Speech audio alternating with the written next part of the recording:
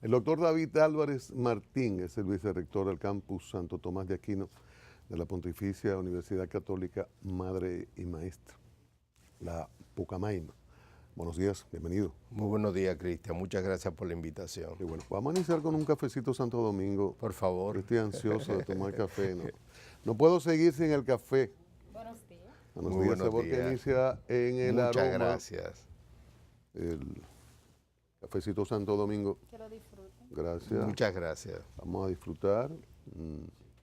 Sorbo de inicio, ¿verdad? Para Sin esto no hay día. no hay día ni hay energía. Bueno, hoy es un día de la restauración, importante restaurar la independencia perdida a partir de la anexión. Y hay mensajes importantes, pero también un día de valoración de la obra de gobierno, mitad de gobierno de la administración Medina, Sí, del segundo periodo. ¿Usted cómo lo ve usted, académico, que es profesor, doctorado en filosofía política? ¿Cómo examina estos 2 años? Bueno, hay que verlo en el contexto del periodo anterior.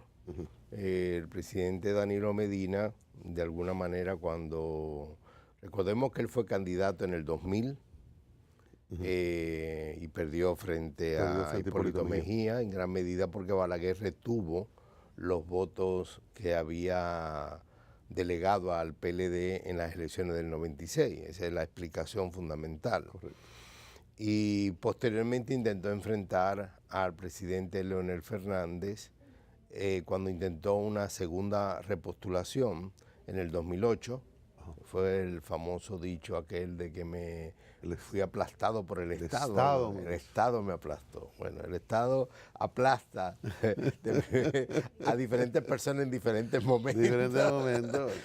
Entonces, yo pienso que hay que entender este segundo periodo en el contexto del primero. Él para el primero comunicó en muchas ocasiones que su interés era simplemente 4 años y simplemente retirarse, o sea, hacer lo que se podía en 4 años. Pero en un momento determinado comenzó a movilizar recursos, personas, liderazgo, para intentar un segundo, incluso provocó una reforma a la Constitución, que recordemos que todavía huele a plástico porque es del 2010. Ya eso hizo que de alguna manera sectores políticos en el seno del PLD y las principales fuerzas de oposición comenzaran a encaminarse frente a él en un segundo periodo con la finalidad de restarle credibilidad y restarle popularidad, que es lo que hemos estado viendo especialmente con la Marcha Verde. De alguna manera el presidente Danilo Medina ha continuado en gran medida los grandes proyectos que tenía en el primero, que desarrolló en el primero, a nivel educativo, el tema de la construcción de aulas, invertir más en formación de maestros, a nivel del 911, que se ha seguido extendiendo por la geografía nacional, las visitas sorpresas, que es curioso, ahora mismo el empresariado está comenzando a enfrentarlo por ese tema, haciendo ver de que el desarrollo de un país no es un tema de sorpresas, sino de planificación. Son los empresarios, no es la Marcha Verde la que le dijo eso. Y por supuesto, si hay algo que gravita sobre la gestión de este segundo periodo, es todos los temas vinculados a la corrupción, tanto precedentes y su paso por la justicia, como actuales, vinculados, por ejemplo, con lo que acaba de decir Rondón, al tema incluso de Punta Catalina, exacto, que él había intentado por todos los medios, incluyendo la formación de aquella comisión, ¿te acuerdas?, de que se viera que no tenía nada que ver con esos temas. Es decir, yo pienso que esta es una situación muy complicada. La deuda sigue creciendo, no logramos reducir suficientemente lo que se llama la economía informal, demasiados empleos frágiles vinculados a la economía formal, más de la mitad. O sea, tenemos más gente sobreviviendo de empleos y actividades económicas informales que en la formalidad. Eso es terrible. No, eso es terrible. Eso te hace de que la economía dominicana prácticamente esté dependiendo de que no ocurran. ¿Te acuerdas aquel famoso dicho de que cuando Estados Unidos estornuda a nosotros nos da pulmonía? No. O sea, es rogando de que el panorama internacional no entre en una situación muy grave que barra con muchos de los presupuestos que estamos haciendo. Entonces hay una situación ahí que se llama la formalidad a esos negocios, pero muchos tienen promedio de existencia en la formalidad de 3, 4 meses a partir de un tema fiscal que se Correcto. plantea y se replantea una flexibilización, adecuación. Se anunció hace unos días que se haría, pero hay que ver cómo se va a concretar todo esto.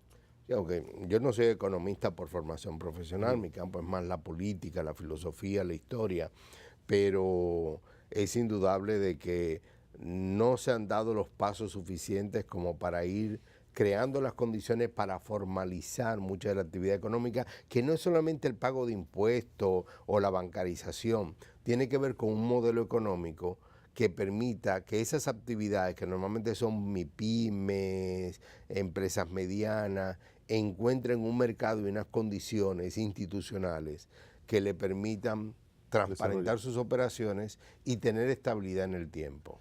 Doctor, ¿cómo usted cree que va a impactar estos últimos 2 años de Danilo Medina el hecho de la división interna? Los periodistas no les gusta que uno le llame división, pero evidentemente que hay una fractura importante. ¿Cómo se va a proyectar esta situación, sobre todo con el fantasma de una posible repostulación y una ley de partidos que se buscaba en la teoría de que las bases se expresaran y las cúpulas dejaran de mandar? Pero tenemos una ley de partidos que lo que le ha dado la posibilidad a la cúpula de servirse a sus anchas. Cuando quieran utilizan un método de primarias abierta o de aclamación, de encuesta, como sea, y en las diferentes cúpulas hay grupos dominantes de estas. ¿Cómo se va a proyectar pero hablo sobre todo de Danilo Medina, del PLD, por estas particularidades? ¿Qué podemos esperar en estos últimos 2 años? Sin pretender adivinar futuro, Sí, claro. pero indudablemente si la situación económica del país no se agrava por condiciones externas, subida de los precios del petróleo, desvalorización de nuestra capacidad de crédito en escenarios internacionales, es decir, no te presto pero a tasas mucho mayores. Hay una serie de factores ahí vinculados que vienen desde fuera. Si eso no se altera dramáticamente, aún así, aún el presidente Danilo Medina teniendo un escenario económico, macroeconómico, como dicen, ceteris paribus, es decir, sin grandes cambios, el problema le va a venir por el tema político, porque está generando sectores opositores en el seno de su partido y fuera de su partido cada vez más beligerantes, incluso fuera del escenario partidario, porque la Marcha Verde es una expresión sobre todo, aunque hay sectores partidarios involucrados, no hay forma de tener una actividad así si no es políticamente vinculada, pero también hay muchos sectores que no apoyarían ni siquiera a la oposición, pero que sí militan en la Marcha Verde de corazón, porque creen que hay que atajar y hay que llevar al gobierno a preocuparse mucho más del tema corrupción. Claro. Es básicamente eso. Entonces yo creo que va a ser muy difícil para Danilo Medina manejarse con un escenario políticamente tan hostil, que no lo tuvo cuando manejó la reforma constitucional pasada y su repostulación. Pero eso también le va a ser más complicado las acciones de gobierno, porque no es lo mismo gobernar dejándote tranquila la cancha para que hagas lo que quieras hacer o lo que debas de hacer, claro, a tú tener gente que continuamente, cada detallito, y te ponía el ejemplo ahora mismo, son los empresarios, parte de la cúpula del empresariado, que le dice eso de las visitas sorpresa es una tontería. Algo como tan sagrado para el presidente que muy poca gente...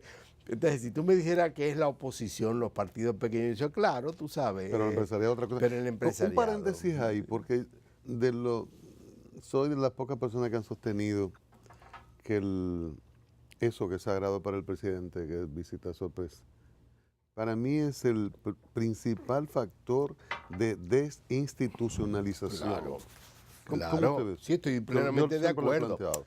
Yo entiendo que una acción de gobierno, la que sea en cualquier parte del mundo, quien ocupe el poder ejecutivo tenga en algún momento que tener acciones de carácter, llamémoslo por su nombre, populista. Sí, correcto. Acercarte a la gente, una tragedia, tú llegas, lloras, abrazas, eso es natural. Porque después de todo llegaron ahí con voto popular y tratan de preservarlo. Pero convertirlo en una dinámica y pretender que parte del empuje hacia las exportaciones proviene de ahí, no indudablemente, ni es sorpresa, ni es nada, y al mismo tiempo no es un plan. Y que dependa del presidente. Pues si tú me dirás que es el ministro de Agricultura, dice, bueno, hay gente que tiene esa tarea. Entonces, no es correcto. Y tampoco labor de supervisión, porque va a más de 30.000 millones de pesos. Colocados, o sea, una labor de gobierno por encima de instituciones que deben asistir esto. ¿En qué medida, ya usted ha citado ese poder fáctico que es el empresariado, pero el tema relativo a la insatisfacción de las iglesias por el tema del Código Penal y las 3 causales del aborto, y por el otro lado, Estados Unidos, de frente en el tema de la corrupción, acaban de aprobar en defensa para Centroamérica, y nosotros nos colocan siempre en el esquema centroamericano, la condicionante del denunciar corruptos, o lo que ellos entiendan corruptos, para determinado tipo de asistencia. ¿Cómo estos dos elementos, estos poderes fácticos, podrían incidir en estos últimos 2 años? Mira, en el tema de la iglesia hay muchas variables en juego. El gobierno dominicano trató de atraerse, o ha logrado atraerse a una parte de los sectores de la iglesia católica e iglesias no católicas, normalmente la llamada evangélica, tratando de ayudarles con sus escuelas, especialmente estas escuelas que son de clase media baja y que estaban entrando en crisis por el nuevo modelo educativo público, y entonces lo que el gobierno les ha ofrecido es entrar en una alianza de que el gobierno aporta para que ellos no tengan que cobrar matrícula y cubre todos los gastos. Eso permite que sigan existiendo estos colegios católicos. Claro, estoy hablando de los clases media baja. Los grandes colegios católicos pues no necesitan eso y se sostienen con su matrícula, igual que los grandes colegios evangélicos. Sobre el tema de las 3 causales, yo creo que en eso gran parte del liderazgo de nuestra Iglesia Católica se ha dejado manipular, porque es una manipulación política, no solo del gobierno, sino de todos los actores políticos, y están cometiendo el error de, como dicen aquello de que el camino del infierno está empedrado de buenas intenciones, están siendo timados y llevados muchas veces a hacer alianza con actores muy corruptos del Congreso, supuestamente para evitar que pase tal o cual legislación, vinculada sobre todo al tema del aborto. Es más, yo creo que siguiendo parte de la reflexión del Papa Francisco, eso es un tema que hay que redialogarlo, sin violentar un principio que yo comparto y lo defiendo a rajatabla, de que la vida existe, la vida humana, desde la concepción hasta la muerte. Ahora, hay maneras de gestionar eso y sobre todo hay maneras de cómo desestimular el aborto, pero eso tiene que ser un diálogo. No creo que simplemente sea una legislación. Yo en ese sentido estoy más preocupado por la iglesia como miembro de ella, que preocupado por cómo el gobierno y los actores políticos manipulan a la iglesia en ese tema. ¿Cómo eso se podría expresar? Volviendo a la pregunta. No, yo no creo que en este momento ni los obispos ni los curas tengan suficiente capacidad para movilizar actores en contra del gobierno. Y te doy un dato muy objetivo.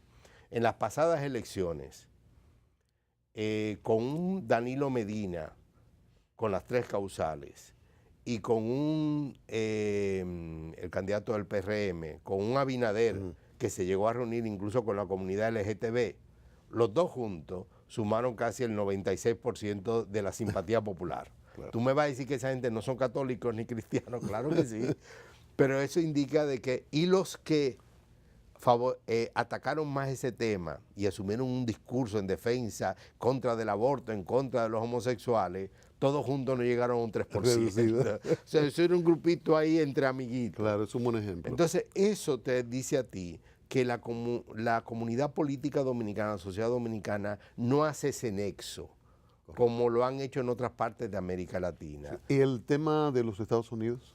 No, el tema de los Estados Unidos es más grave, porque Estados Unidos, con un Trump a la cabeza, pero también el anterior, está por jugar un juego más fuerte en cuanto al tema de transparencia de los negocios. Recordemos que es un presidente que quiere cambiar el presidente de Estados Unidos, quiere cambiar las reglas de la globalización que existía e introducir nuevas variables para que Estados Unidos no esté en una posición muy desventajosa. Pero además, recordemos que a nivel continental hay un fuerte movimiento de ir sacando del poder a los actores que en su momento se identificaron como de izquierda. Como de izquierda. Entonces, eso ¿Nosotros dónde estábamos o dónde estamos? Desde esa visión. No, desde fuera. Desde allá. Sí, desde fuera cuando nos ven dice que el PLD no, el PLD es un partido marxista, que es Juan Bosch. De izquierda. O sea, entonces dicen, son de los actores a ir empujando fuera y favoreciendo sectores más de centro. ¿Cómo y de eso se derecha. podía expresar en la realidad local? Bueno, quizás haya de parte de actores internacionales más respaldo al PRM. Lo que pasa es que el mismo PRM no termina de articularse como debiera. O sea, es muy... Una de las ventajas del PLD es que tiene una oposición relativamente débil a la hora de enfrentarlo. Incluso la Marcha Verde, más que una interpretación del tema gobierno, es una interpretación de que la oposición no ha logrado canalizar temas fundamentales. Porque si hay una Marcha Verde es porque no hay una oposición que fue capaz de sacar la bandera de la corrupción y enfrentarla radicalmente. O de sacarla de forma creíble. Creíble, que la gente respalde de verdad. En este contexto, la ley de partidos, examinábamos con el diputado Bisonó, lo relativo a que cuando se planteó la discusión y se habló de primarias abiertas, era supuestamente para quitar la fuerza a las cúpulas y todo ese tipo de cosas, y que las bases se expresaran. Y ahora le decía al diputado Bisonó que tenemos, que las cúpulas tienen toda una carta, está servida la carta. Si tengo mayoría... Y si entiendo que tengo mayoría en el país, abierta. Si entiendo que tengo más delegados... en el partido, entonces sí, cerrada. cerrada. Pero si entiendo que puedo manipular una reunión, aclamación. Si puedo en las encuestas incidir, encuestas. Parecería que es peor el resultado con el concurso de la oposición.